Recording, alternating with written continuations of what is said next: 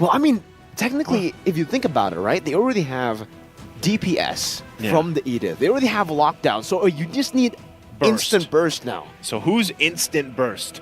One of the OG heroes. Oh, man. When was the last time we saw Eudora? Well, all Mincetar picked up as well, so it's going to be the Mincetar Gold I'm feeling for HomeBois here. No Minotaur to combo it together, but they do have an I'm Offended. So, what, the King's Offended? The King's Offended. Because yesterday, LaFell said King's Fury. Because now of the Minion's Fury. And the Grok. King's Offended Charge? King's Offended Charge. So wait, okay. Is this Mincetar, you think, Mincetar Gold or XP?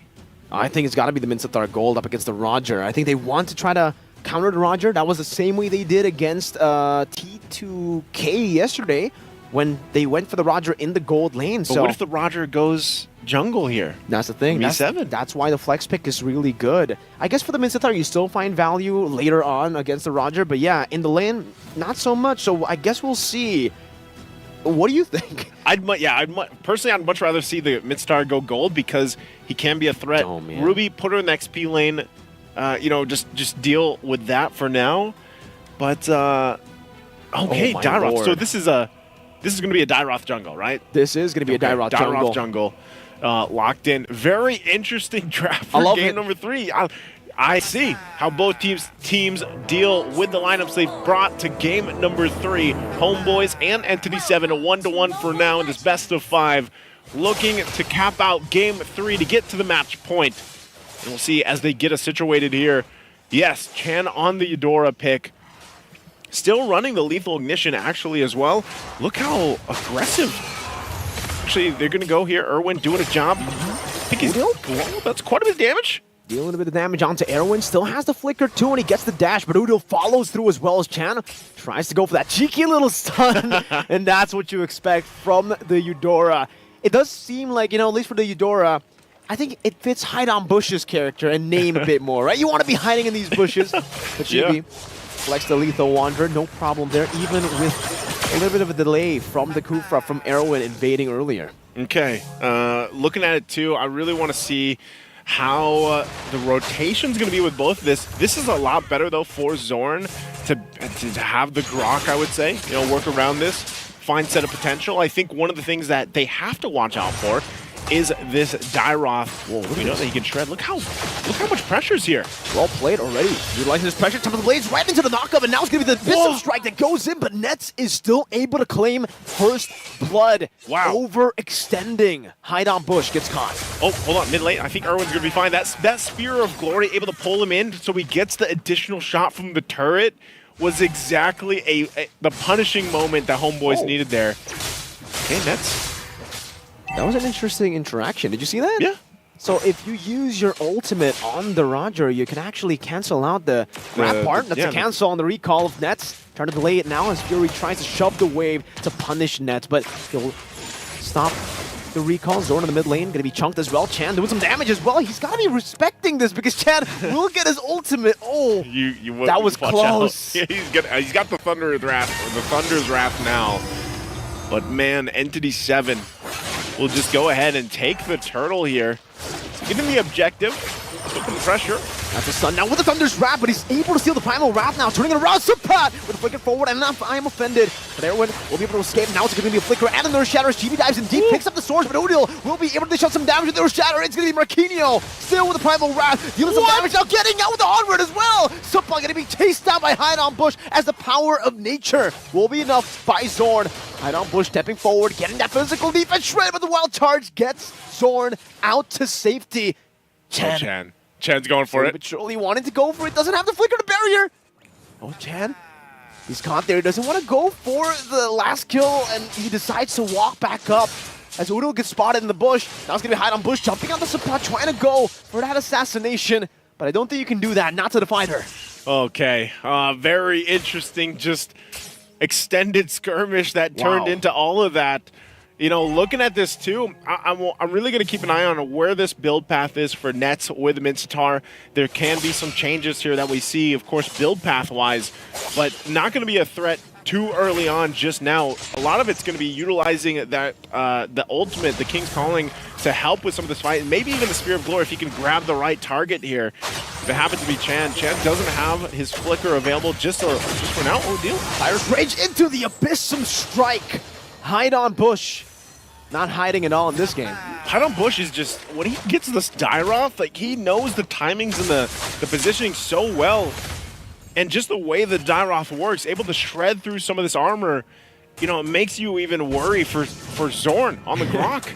You know, and with that, they have enough setup potential that Hide on Bush can actually just kind of swoop in, get that penetration through, and then the Abyssum Strike. So, and even Marquinhos, man, Marquinhos has been on point. This is his third Edith game in the series, and I'm surprised earlier he was able to. Oh, hold on, mid. Another Abyssum Strike now knocked up in the wild charge. Chibi should be able to take this kill, and he does. Meanwhile, up top, Nets. Now when the King's calling, Fury still able to scratch him down. Even with his soldiers, it's not enough. Marquinhos stunned up, has the Primal Rat. Now the time of the Blades used up. 2-man knockup into the Blades. Erwin gets a 3-man rage, and now tries to go for the steal, but Udil secures it. That's a double kill. That's going to be Chan. Locked down on the Defiant Blade. Stunned up, Thunder Rat not there. Chan will be taken out. Udil picks up a triple. That was such a good Guardian's Barrier, right on point. Able to collapse that in and get the triple.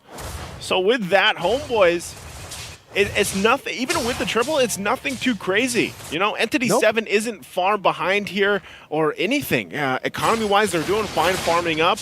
So they finally kind of dealt with a couple of the problems, right? Hard on Bush did have that death, but even Nets, he does get the Corrosive Scythe available now. You're going to see this fight, this replay break out. Also keep an eye, there's a lot of pressure there in the live, but this was just a good team fight coming out from HomeBois for that. Mid lane in the live. Right into the Abyssum Strike they go, but a King's Calling locks them all down in the mid lane. Erwin gets a rage onto 4, or actually going to be 3 actually, and now Fury goes in with Lycan 4, trying to deal some damage. Nets out of range, but the onward brings Sapat back into the Earth Shatter. Fury deals some damage now with the Lycan 4. This one gets pulled back, but now they're in the turret. They're not able to go for the kill just yet. Nets will fall, and Chibi dashes into the turret with the Defiant Blaze as he was going for the purple buff to take him down. And now it's a Sky Piercer for Mr. Chibi. Chibi locks in the Sky Piercer. That was an amazing play from Sepat. Able to go in, flicker, I'm offended, grabbing 2, and under the turret they take Fury, able to really punish him. And so, you know, that's one of the strengths, obviously, of this Ruby pick, able to provide some of those moments like that where you can turn the tide of a fight.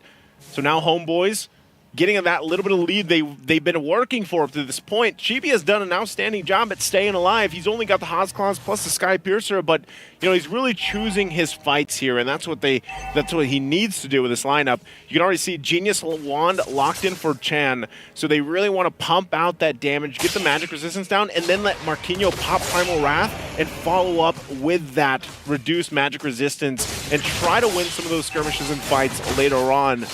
But just wait. Once Chan gets some more items locked in, I'm not sure exactly the build path for this Eudora because we barely see her picked up in pro play. How's it going to go? Chan? Ooh. Still able to escape despite the wild charge. Now it's going to be the Tyrant's Revenge and the Rage lock-in. Zorn down, Abyssum Strike, not able to get him down as Erwin pops in a bouncing ball. Getting worked at. Oh no, right into the Blade. Chan gets the stun Thunder Wrath! And as he got caught in the King's Calling, and he will be taken out. Hide on Bush will follow next, but look at Marquinhos and Fury in the back line. Doing some damage with the Primal Rat as Lycan bounce, does some damage back, but Marquinhos flickers forward, tries to go for Udo. One last shot to do it, and it will be Marquinhos with the damage overtime to take him out. A 2-for-2 trade as Spot tries to run away, but a bouncing ball stops him. Another 2-man grab right into the turret. That's a killing spree for Nets, but Fury has the Lycan bounce, continues under the tier 1. Zorn's still able to flicker out to safety, and both teams decide that's enough. That's enough, you know, but good fighting coming out from Entity7. I gotta give it up to them. You know, they deal with Chibi.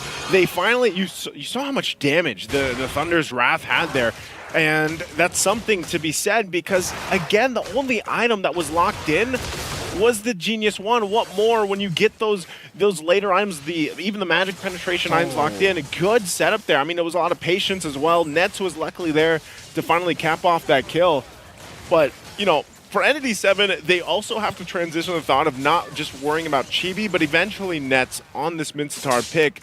You saw, I think he did just pick up the Golden Staff too, you know, so he is going to start to be even more of a threat. And they have to deal with, Chibi? Should be okay, gets away, Berserker's Fury locked in here. So for Entity7, I'm going to be looking, let's take a look at the items. Still working on that next one, that second item here for Chan. Also, you have the Corrosion Scythe, Golden Staff already for Nets locked in. Oh, hold on. Wild charge into the hook. That's the combo into the King's Calling. Huge set. The King's Charge? The King's Charge. The Spear Charge. The Wild Spear.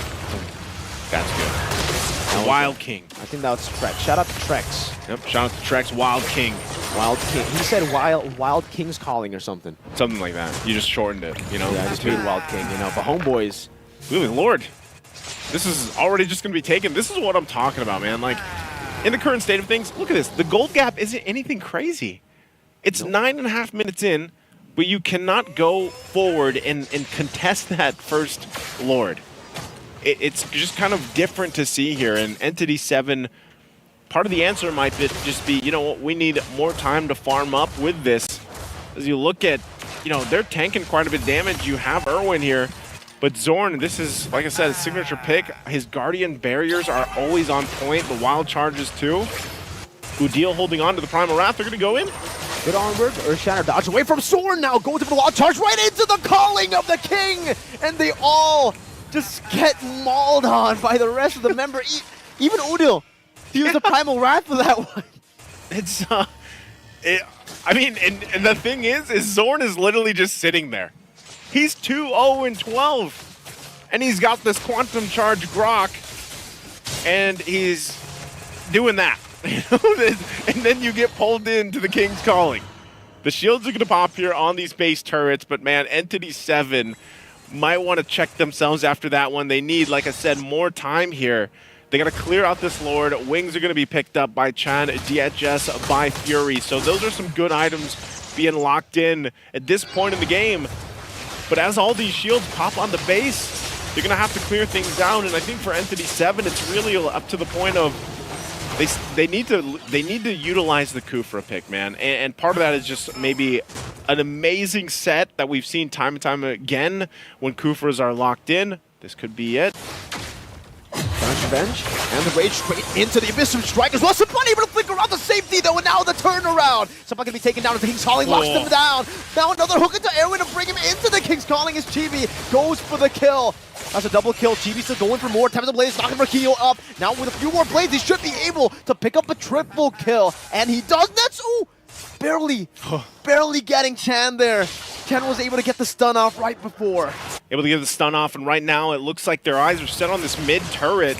I don't think this is endable, but HomeBois might still just go ahead and grab the base turret, get the bottom one as well. Look at this guy. Yeah, Zorn's just powering up. He is the turret. He's the turret right now.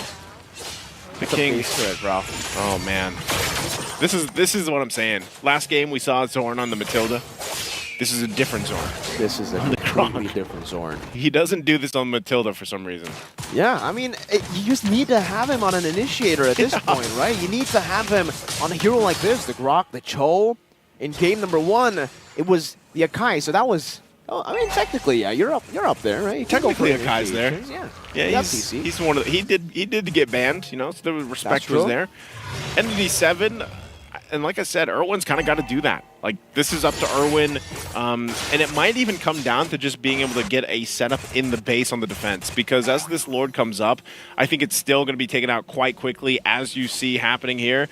You can see them forming up on that mid side, possibly, but that's already Lord taken, so Entity7 with 2 base turrets already down, and this top one most likely going down in the exchange as they deal with the mid lane push.